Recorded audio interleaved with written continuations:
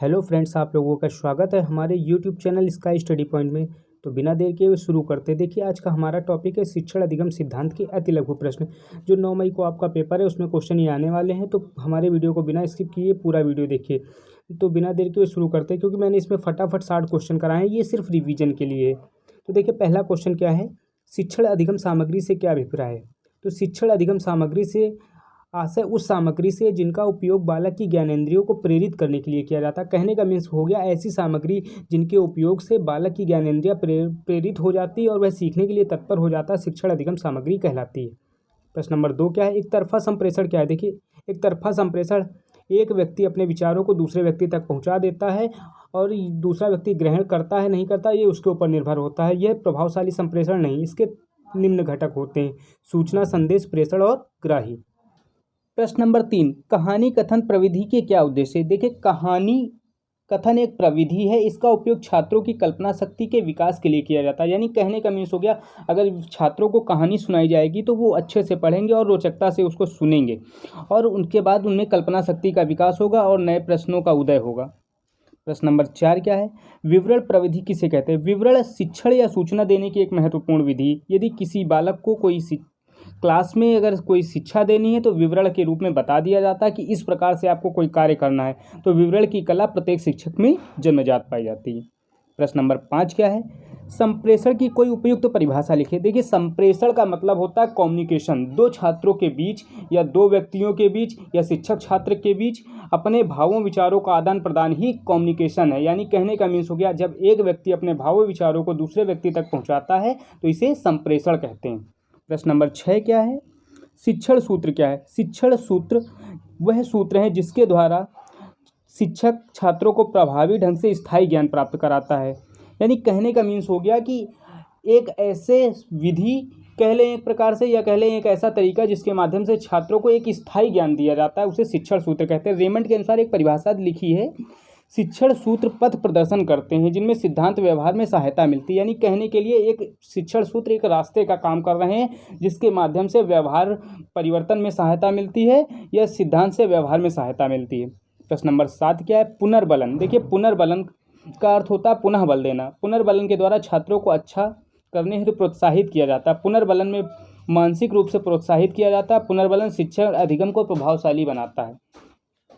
पुनर्बलन जो है यानी पुनः बल देना, यानी दोबारा छात्रों को जो है अगर वो निराश हो चुके हैं तो उन्हें दोबारा उत्साहित करना ही पुनर्बलन है। पुनर्बलन 2 प्रकार का होता है, एक सकारात्मक एक नकारात्मक। नकारात्मक पुनर्बलन का उपयोग नहीं करना चाहिए, क्योंकि अगर निगेटिविटी आ गई छात्र में तो वो सीखने के लिए तत्पर नहीं होगा।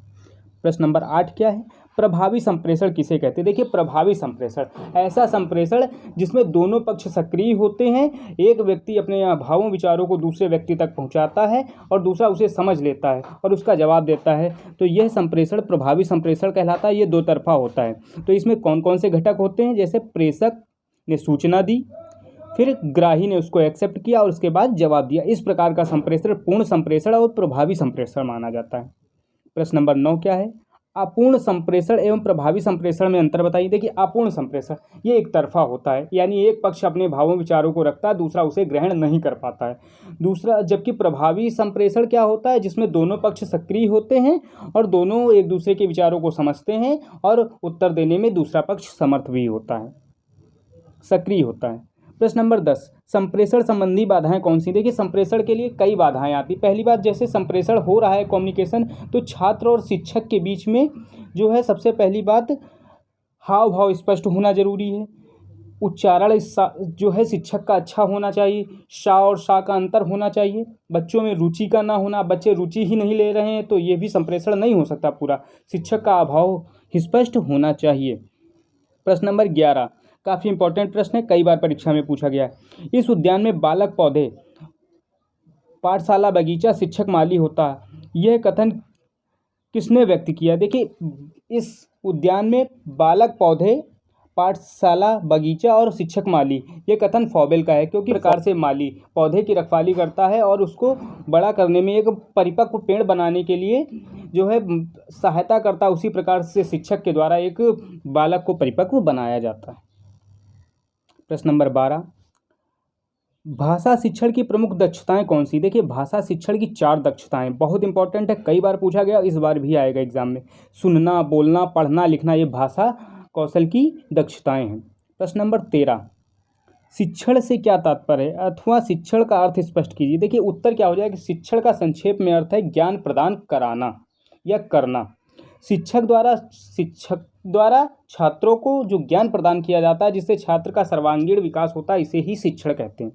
प्रश्न नंबर 14, शिक्षण को त्रिमुखी प्रक्रिया क्यों कहा जाता है? देखिए शिक्षण को त्रिमुखी या ट्राइपोलर इसलिए कहा जाता है क्योंकि इसके अंतर्गत 3 बिंदु आते हैं। पहला शिक्षक, शिक्षार्थी और पाठ्यक्रम।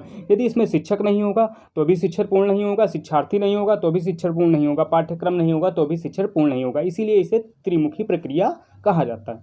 प्रश्न नंबर 15, यह कथन किसका है? ज्ञान किसी देश की सुख समृद्धि का आधार है। तो ये कथन जो है अमेरिका के जो राष्ट्रपति थे जॉर्ज वाशिंगटन का है। बहुत इंपॉर्टेंट प्रश्न है। प्रश्न नंबर 16, संप्रेषण के प्रमुख घटकों के नाम लिखिए। देखिए संप्रेषण के प्रमुख घटक हैं प्रेषक, संदेश और ग्राही। प्रेषक द्वारा संदेश को भेजा जाता है, भेजने वाला प्रेषक, संदेश हो गया, ग्राही उसे एक्सेप्ट करता है, फिर वह फीडबैक यानी उत्तर देता है। प्रश्न नंबर 17, शिक्षण में अभिप्रेरणा का सिद्धांत से क्या है? प्रेरणा द्वारा बालक में रुचि उत्पन्न होती है, इसके फलस्वरूप बालक ध्यान लगाकर पढ़ता है। अभिप्रेरणा बालक की ध्यान शक्ति को बढ़ा देती है। कहने का मीन्स हो गया यदि बालक की किसी चीज़ में रुचि है तो वह उसे ध्यान लगाकर पढ़ता है, यदि रुचि नहीं है तो वो ध्यान लगा के काम नहीं करेगा। यानी शिक्षण में अभिप्रेरणा का सिद्धांत बहुत महत्वपूर्ण है। प्रश्न नंबर 18, उदाहरण प्रविधि की उपयोगिता बताइए। देखिए उदाहरण से क्या होता है कि पाठ रोचक हो जाता है, बोधगम्य हो जाता है, जल्दी समझ में आ जाता है। उदाहरण का प्रयोग करने से विषय सामग्री में स्पष्टता आ जाती है और नया ज्ञान हो जाता है। अगर हम संज्ञा की परिभाषा बता रहे हैं बालकों को तो संज्ञा का मतलब वो नहीं समझ पाता, लेकिन अगर हम कहें किसी जाति प्राणी का नाम लेकर अगर हम बात करें कि ये प्राणी है, ये जाति है, ये भाव है, तो वो जल्दी समझ जाएगा। इसलिए उदाहरण प्रविधि काफ़ी इंपॉर्टेंट है। प्रश्न नंबर 19, उपचारात्मक शिक्षण से क्या अभिप्राय? देखिए उपचारात्मक शिक्षण उस शिक्षण को कहा जाता है जिसके माध्यम से छात्रों की शिक्षा संबंधी त्रुटियों को दूर किया जाता है, छात्रों की कमजोरियों का पता लगाकर सीखने में आ रहे बाधक तत्वों को दूर किया जाता है। कहने का मीन्स हो गया वह शिक्षण जिसमें छात्रों को पढ़ाने के बाद उनको जो सीखने में आ रही समस्याओं को दूर किया जाता है, उसे उपचारात्मक शिक्षण कहते हैं। और इसकी जानकारी शिक्षक को होना अति आवश्यक है, क्योंकि अगर शिक्षक को इसकी जानकारी नहीं होगी तो उपचारात्मक शिक्षण पूर्ण नहीं होगा। और ये उपचारात्मक शिक्षण हमारे शिक्षण का एक महत्वपूर्ण साधन है, यानी एक महत्वपूर्ण अंग भी कह सकते हैं। प्रश्न नंबर 20, गतिविधि आधारित शिक्षण किसे कहते हैं? तो देखिए गतिविधि से तात्पर्य उन समस्त क्रियाओं से है जिनकी सहायता से बच्चे विषय वस्तु पर ध्यानपूर्वक कार्य कर रहे हों, साथ साथ सीख रहे हों। यानी कहने का मतलब हो गया जब बच्चे की वो सभी क्रियाएं जिनसे वो ज्ञान प्राप्त करते हैं वो सभी गतिविधि आधारित शिक्षण में आती हैं। प्रश्न नंबर 21, टीएलएम का पूरा नाम बताइए। देखिए टीएलएम का पूरा नाम होता है टीचर लर्निंग मटेरियल। तो इसका उपयोग क्या होता है? टीएलएम जो है एक विषय वस्तु तैयार की जाती है जिसके माध्यम से बच्चों को सिखाया जाता है। टीएलएम एक रोचक होता है, प्रभावशाली होता है, यानी शिक्षण में इसकी बहुत महत्वपूर्ण भूमिका होती है। प्रश्न नंबर 22, सीखने में समस्या का समाधान अचानक आ जाता है तो वह कौन सा सिद्धांत है? देखिए सीखने के समय एक समस्या का समाधान अचानक आ जाता है तो इसे सूझ का सिद्धांत कहते हैं। यदि किसी व्यक्ति को कोई नया उपाय सूझ जाता है तो वो उतनी आसानी से सीखता है, इसे सूझ का सिद्धांत कहते हैं। प्रश्न नंबर 23, पीटीए और एमटीए का पूरा नाम बताइए। देखिए पीटीए पेरेंट्स टीचर एसोसिएशन और एमटीए होता है मदर टीचर एसोसिएशन। प्रश्न नंबर 24, गतिविधि से आप क्या समझते हैं? गतिविधि वह रुचि या ढंग है जो अधिगम प्रक्रिया को रोचक बनाता है। अधिगम विधि द्वारा किया गया ज्ञान स्थायी होता है। कहने का मीन्स हो गया वह विधि जो करके सीखी जाती है वो गतिविधि आधारित होती है। बालक जब करके कोई कार्य सीखता है तो बहुत अच्छे से सीखता है, वो हमेशा स्थायी रहता है। प्रश्न नंबर 26, अपेक्षित अधिगम प्रतिफल क्या है? देखिए न्यूनतम अधिगम स्तर से निर्धारित दक्षता संप्राप्ति अपेक्षित अधिगम स्तर है। अपेक्षित यानी जिसकी इच्छा की जाए, अधिगम यानी सीखना, प्रतिफल यानी उसका फल, यानी जितना सीखने की इच्छा की गई या सीखने का जो स्तर रहा उसे अपेक्षित अधिगम प्रतिफल कहते हैं। प्रश्न नंबर 4, किन्हीं 4 शिक्षण प्रविधियों के नाम बताइए। देखिए पहली प्रविधि प्रश्नोत्तर विधि जिसमें प्रश्न किए जाते हैं और बालक उनका उत्तर देता है। फिर गतिविधि जिसमें बालक गतिविधियों के आधार पर सीखता है। फिर व्याख्यान विधि, व्याख्यान यानी बड़ी बड़ी चीज़ों का विस्तृत वर्णन होता है। विवरण विधि एक छोटे रूप में बता देना, विवरण विधि। प्रश्न नंबर 28, किन्हीं 4 नवीन विधाओं के नाम बताइए। देखिए 4 नवीन विधाएं बाल केंद्रित शिक्षण, उपचारात्मक शिक्षण, दक्षता आधारित शिक्षण और सहगामी शिक्षण। ये काफ़ी इंपॉर्टेंट। प्रश्न नंबर 29, टीएलएम के लिए कितने धनराशि की जरूरत होती? तो टीएलएम के लिए 500 रुपये की जरूरत होती। प्रश्न नंबर 30, बीआरसी का पूरा नाम बताइए। बीआरसी का पूरा नाम होता है ब्लॉक रिसोर्स सेंटर, यानी ब्लॉक संसाधन केंद्र। नंबर 31, प्रयोग प्रदर्शन विधि मुख्य रूप से किस कार्य के लिए उपयोगी है? प्रयोग प्रदर्शन विधि मुख्य रूप से विज्ञान शिक्षण के लिए उपयोगी, यानी प्रयोग जो है विज्ञान प्रयोगशाला में किए जाते हैं। प्रश्न नंबर 32, बाल केंद्रित शिक्षण का अर्थ बताइए। बाल केंद्रित शिक्षा वह शिक्षा है जिसमें बालक को केंद्र मानकर उसकी गतिविधियों के आधार पर, यानी वो कितना सीख रहा है उसी आधार पर शिक्षा दी जाती है। इसे बाल केंद्रित शिक्षा कहते हैं। बाल केंद्रित शिक्षा शिक्षण की एक नवीन विधा है। प्रश्न नंबर 33, शिक्षण पद्धति के अंतर्गत डाल्टन योजना प्रतिपादन किसने किया? तो देखिए, शिक्षण पद्धति के अंतर्गत डाल्टन परियोजना हेलन पार्क हर्स्ट ने किया था। किसने किया था? हेलन पार्क हर्स्ट ने किया था। प्रश्न नंबर 34, किस शिक्षण पद्धति में प्रथम बार बच्चों को लिखकर सिखाने की मांसपेशियों में संतुलन बनाने पर जोर दिया गया? तो ये मांटेसरी विधि द्वारा जो किया गया, इसको प्रतिपादन किया था मेरिया मांटेसरी ने।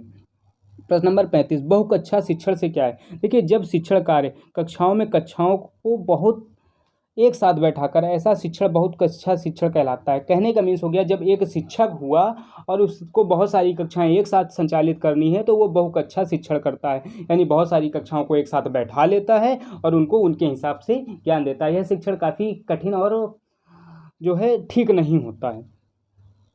प्ले वे पुस्तक के लेखक कौन है? प्ले वे पुस्तक के लेखक हेनरी कॉल्डवेल कुक हैं।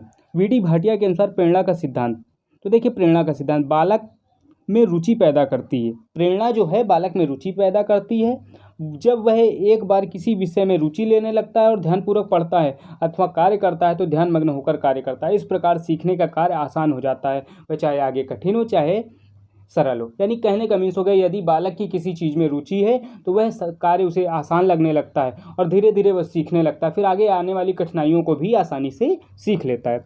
प्रश्न नंबर 38, उत्तम शिक्षण अधिगम सामग्री की दो विशेषताएं बताइए। देखिए, उत्तम शिक्षण अधिगम सामग्री की विशेषताएं, पहली बात, ऐसी सामग्री जो बिना लागत के मिल जाए, यानी पुराने कबाड़ से हम लोग चीज़ें निकाल लेते हैं। अल्प लागत शिक्षण, यानी अगर पैसा भी लगे तो कम लगे। प्रश्न नंबर 39, किन्हीं 4 शिक्षण सूत्रों के नाम लिखिए। देखिए, 4 शिक्षण सूत्र कौन से हैं? ये पहले तो बता दें हम आपको, 11 शिक्षण सूत्र होते हैं। पहला शिक्षण सूत्र है सरल से जटिल की ओर, यानी बच्चों को पहले सरल चीज़ें सिखानी चाहिए फिर कठिन चीज़ें सिखानी चाहिए। दूसरा है स्थूल से सूक्ष्म की ओर, यानी स्थूल का मतलब होता है जो हमारे सामने जो है बड़े रूप में है और कुछ चीज़ें छोटी रूप में होती जो सूक्ष्मदर्शी आदि की सहायता से देखी जाती। यानी पहले जो प्रत्यक्ष है उन्हें दिखाना चाहिए, जो फिर नहीं दिखती हैं फिर उन्हें सिखाना चाहिए।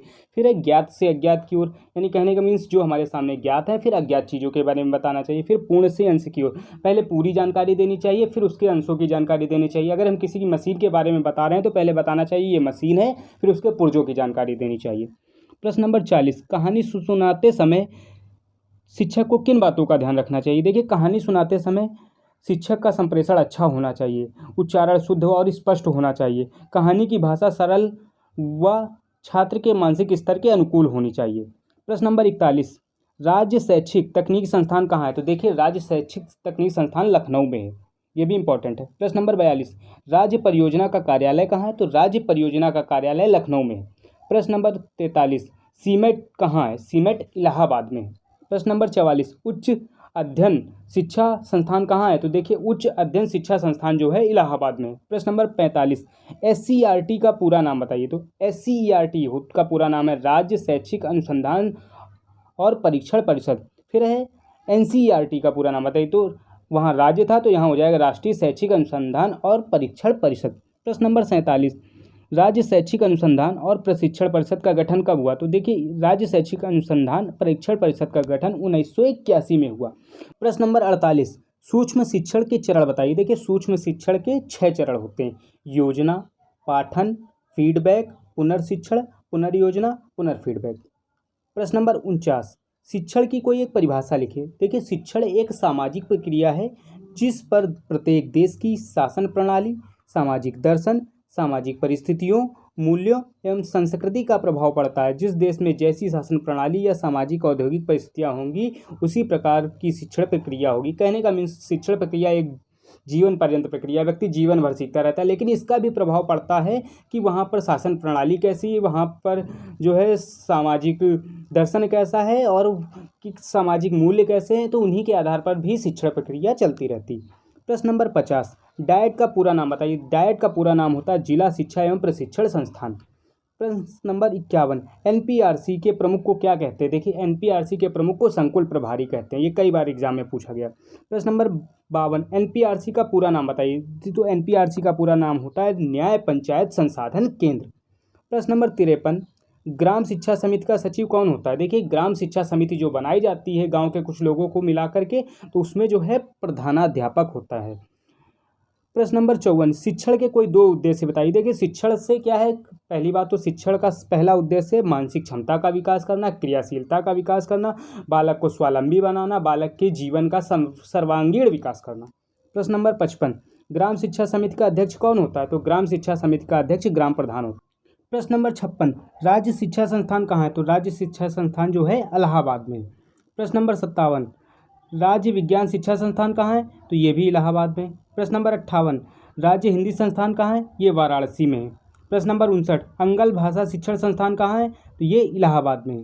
प्रश्न नंबर 60, मनोविज्ञान और निर्देशन विभाग कहाँ है। तो देखिए मनोविज्ञान और निर्देशन विभाग ये भी इलाहाबाद